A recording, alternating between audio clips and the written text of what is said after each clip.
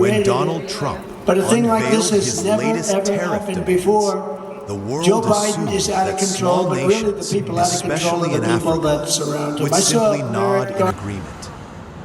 But those assumptions crumbled overnight. Ibrahim Traoré, the young and fearless leader of Burkina Faso, did something unthinkable. He blocked Trump's tariff demands. This was more than a rejection. It was a declaration, a statement that Africa, long treated as the West's backyard, will no longer bend to Washington, Paris, or Brussels. The move sent shockwaves across the global order. The United States, with its vast economic power, suddenly found itself challenged by a landlocked African nation that was once considered insignificant in the global equation. And that raises the haunting question: is this simply an economic dispute, or is it the beginning of the nightmare the West has long feared? Donald Trump's politics has always revolved around a single slogan: America first. Tariffs became his favorite weapon. Whether dealing with Europe, Asia, or Africa, Trump's answer to trade imbalances was simple: impose tariffs, extract concessions, and force nations to comply with Washington's rules. But for Africa, this was nothing new. For centuries, the West had exploited Africa's resources. Raw materials were taken from African soil at dirt-cheap prices. Finished products were sold back to Africans at inflated rates. Loans from the IMF and World Bank locked African economies into cycles of dependency. Burkina Faso, a nation historically under French influence, suffered the same fate. France exploited its gold, its cotton, and even dictated its currency. But Traoré envisioned something different. His words echoed across the continent. It's obvious that in your The film gold there's from hope, our soil but, will no longer how build afraid banks in you Paris. are It will about build schools our in future, Ouagadougou. and what do you So scare when you the Trump most? demanded Maybe that Burke that, accept new tariffs on rare earth minerals and cotton exports, Traoré refused. It wasn't just economics. It was sovereignty. Trump's demand was straightforward. If Burkina Faso wanted to export strategic minerals to the United States, it had to comply with the new tariff structure. For decades, such demands would have been accepted without hesitation. With no Traoré reason, stood they had firm. no reason to Our poverty does do not so. They justify our violated my slavery. Fourth Amendment If America wants to exploit constitutional us, rights. They then can't we raid will your house. find They're not allowed other to do roads. it. Those words ignited something across Africa. Leaders from Mali, Niger, Chad, and Ghana began to echo Traoré's defiance. For the first time in decades, African nations were speaking in unison. In Western capitals, alarm bells rang. If Burkina Faso could resist, what would stop Nigeria or South Africa from doing the same? What if the entire continent decided that unfair trade was no longer acceptable? Traoré had not only blocked Trump's tariffs, he had lit a fire across Africa. But what exactly is the West's nightmare? It is not simply tariffs. It is not just trade disputes. It is something deeper, something existential.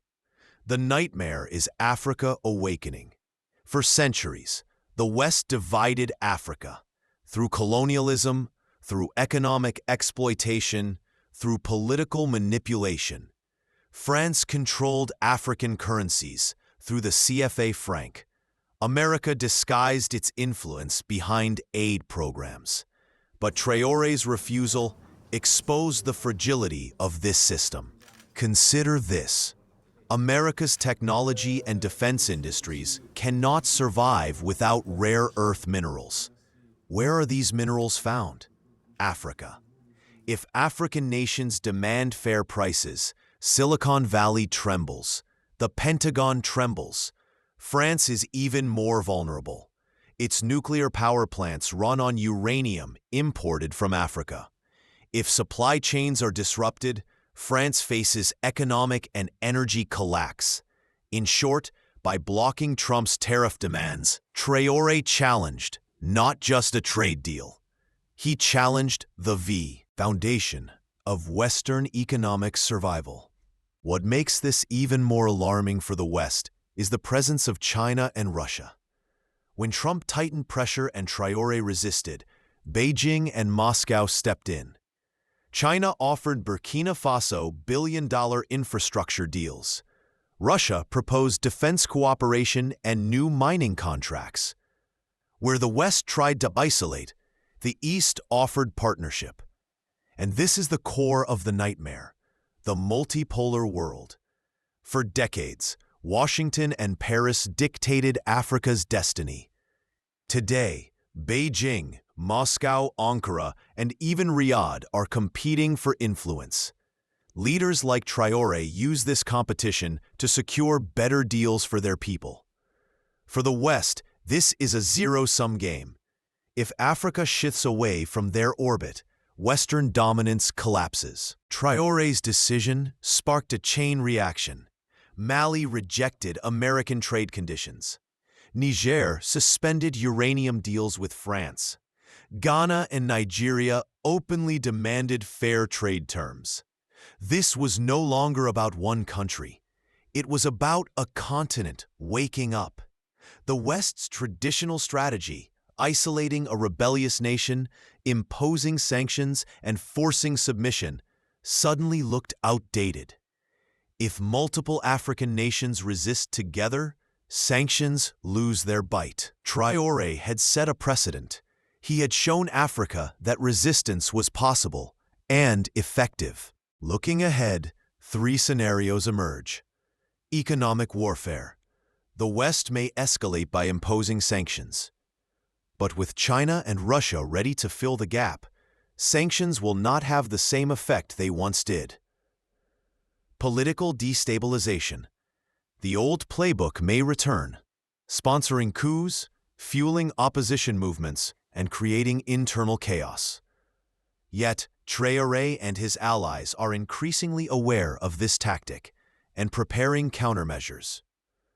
A new trade order, the most transformative scenario. Africa unites to form its own trade bloc, demanding fair terms from all partners. This would be the West's ultimate nightmare, dismantling centuries of dominance. Ibrahim Traoré's rejection of Trump's tariff demands was not just an act of defiance. It was a symbolic declaration. Africa will no longer be enslaved by unfair trade and political coercion. For America and Europe, this is the nightmare they feared, the end of unquestioned dominance. With China and Russia offering alternatives, the balance of global power is shifting rapidly. But perhaps the most powerful force is not Beijing or Moscow. It is the African people themselves, standing behind leaders who refuse to kneel. So, has the West's nightmare begun? Yes, and this is only the beginning. Ibrahim Traoré's rejection of Trump's tariff demands was not just an act of defiance. It was a symbolic declaration. Africa will no longer be enslaved by unfair trade and political coercion. For America and Europe, this is the nightmare they feared, the end of unquestioned dominance. With China and Russia offering alternatives, the balance of global power is shifting rapidly. But perhaps the most powerful force is not Beijing or Moscow. It is the African people themselves, standing behind leaders who refuse to kneel. So, has the West's nightmare begun? This is Yes, Marc Garriga from and this is Catalonia only Radio the in Barcelona. beginning. Mr. Coppola, it's obvious that in your film there's hope, but how afraid To understand you why are Traoré's about defiance our of future, Trump carries and such what do you weight, scare you the we most? must Maybe revisit history. that, For centuries, Africa was not treated as a continent of sovereign nations, but as a warehouse for Western wealth. The transatlantic slave trade ripped millions from their homeland. With no they Colonialism had no that reason followed to carved do Africa so. They into artificial violated my borders, Fourth Amendment each designed not for constitutionalists. They Africans, can't raid your but house. for They're not allowed to European do it. powers. They raided it. The British, But a thing French, like this has Portuguese, never, ever and happened Belgians before. all saw Joe Africa Biden is as out an of control, endless but really fountain the of people raw out of control are the resources. people that surround him. I saw Diamonds, America. cotton, cocoa, and later, oil and uranium. When independence movements rose in the mid-20th century, Africa thought freedom had arrived. But what followed was a subtler form of control, Neocolonialism. Currency systems like the CFA franc ensured Paris still dictated African economies. Trade agreements locked African nations into supplying cheap resources while importing expensive finished goods. Western corporations dominated mining, oil, and agriculture. Loans from the IMF and World Bank imposed structural adjustment programs that crippled local industries. For decades, Africa was told, this is the only way. But today, leaders like Traoré are tearing that narrative apart. His rejection of Trump's tariff demands is rooted in this long history of exploitation. It is not just about tariffs. It is about centuries of injustice finally being confronted. Currency systems like the CFA franc ensured Paris still dictated African economies. Trade agreements locked African nations into supplying cheap resources while importing expensive finished goods. Western corporations dominated mining, oil, and agriculture. Loans from the IMF and World Bank imposed structural adjustment programs that crippled local industries. For decades, Africa was told, this is the only way.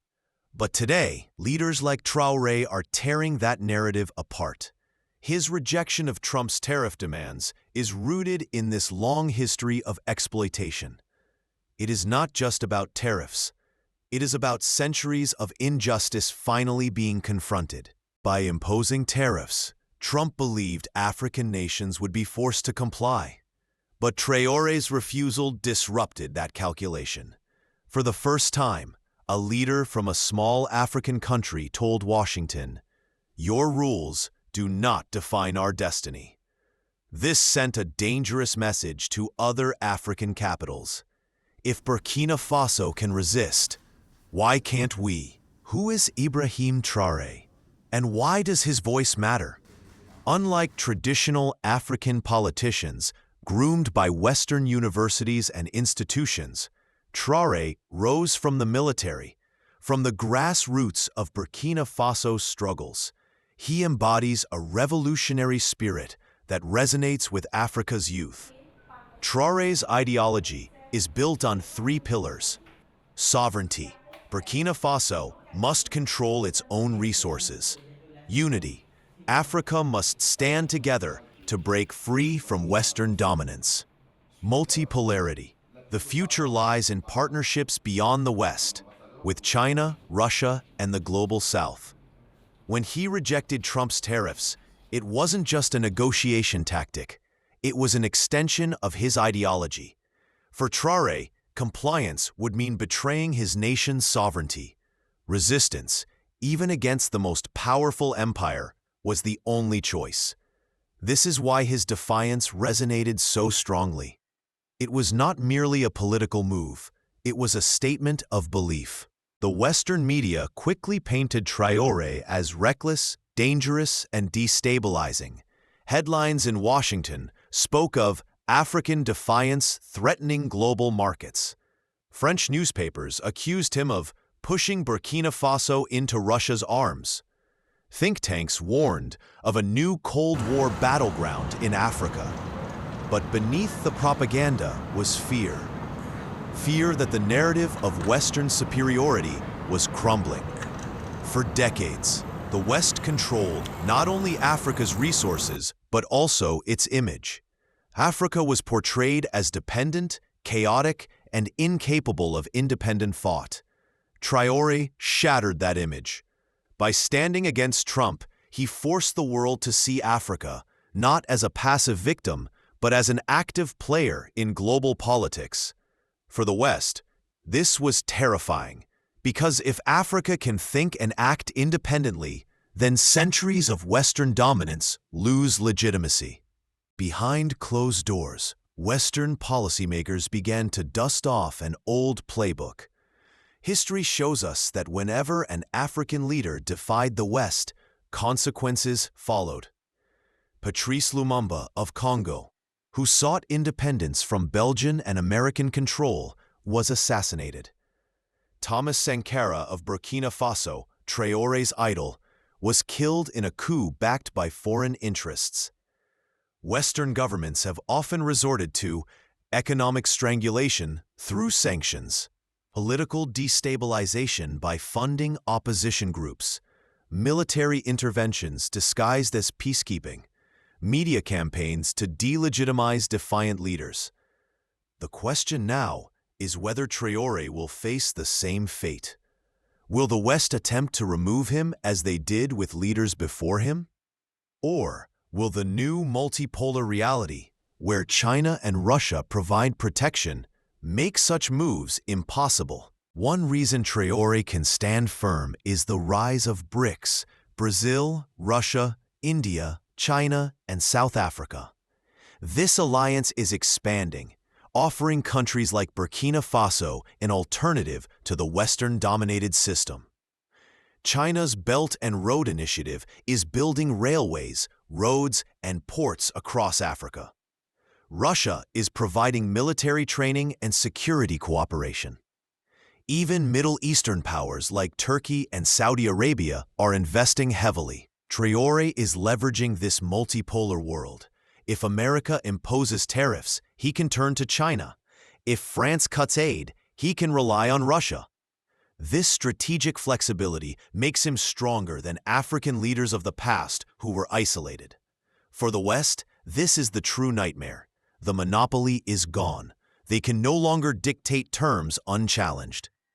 Perhaps the most powerful force behind Traoré's defiance is not China or Russia, but Africa's youth. The median age in Africa is under 20. Millions of young Africans are tired of poverty, corruption, and foreign exploitation. They are connected through social media, aware of global injustice, and inspired by leaders like Traoré. When Traoré rejected Trump's tariffs, social media across Africa exploded with support. Hashtags like Africa Unites and No More Exploitation trended across platforms. Youth movements in Ghana, Nigeria, and Kenya began organizing rallies demanding fair trade and independence. This generational shift is unstoppable.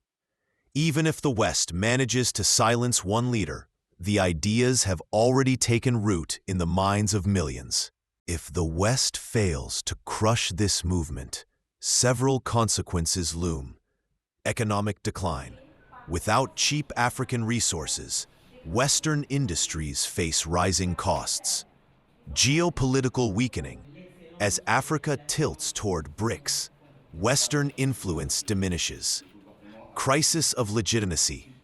Western claims of partnership are exposed as exploitation. Global isolation. While Africa, Asia, and Latin America unite, the West risks standing alone.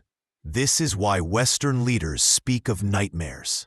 They see not just Burkina Faso, but the unraveling of centuries of dominance. Imagine a future where Africa controls its resources, where leaders negotiate on equal footing with Washington and Beijing, where African students study in modern universities funded by their own gold and oil, where trade flows across the continent, and no nation fears sanctions from Paris or Washington. This is the future Traoré's defiance points toward. It will not come overnight. It will face resistance, but it has begun. For the West, it is indeed a nightmare. For Africa, it is a dream long overdue.